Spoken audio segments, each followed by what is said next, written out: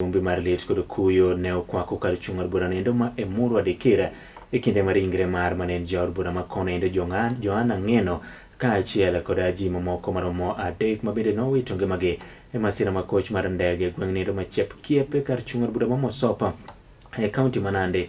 Koro ne ochopo e gwenge ma kono ende nyasi mar lam mogik odiochieng' ende ma kawuono.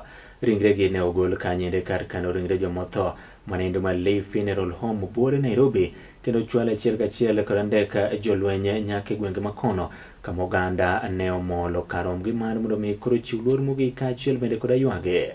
E kindeno endo jotelo mawuok e gwenge ma kono kama oting'o jaod bura nendo Masudi manendo ma Kapseret manendo Oscar Kipchumba Sudi e jatelo mochung' ne jotich piny owacho pacho kaendi Felix Kosgei e kind jotelo gi mamoko kama oting'o Soipan Tuya mar lweny kata geng'a.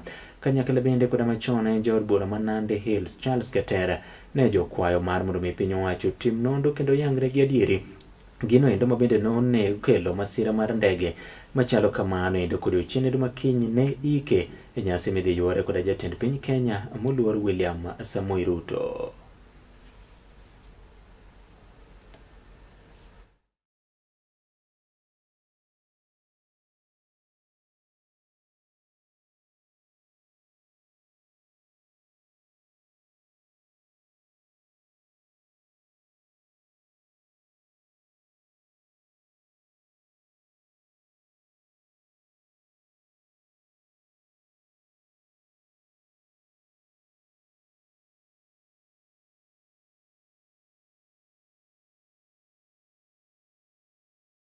Ile kitu hawa wanataka tu ni ifanywe uchunguzi ya haki, hawa waelezwe ni nini ilifanyika.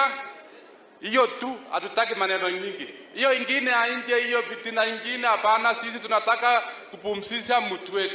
Yale maadili yote ambayo Mheshimiwa Ng'eno aliongelea, hakuna hata moja ambaye haitatimizwa. Kwa sababu ya heshima ndume, mwenyago anaogopa kitu kama mimi. Mimi nimetangaza nikasema nitasimama na waimbaji. Wakati Ngong na wengine hapa waliambiwa wakuje kwetu kunipiga vita, Ngong alikataa hapo kuja.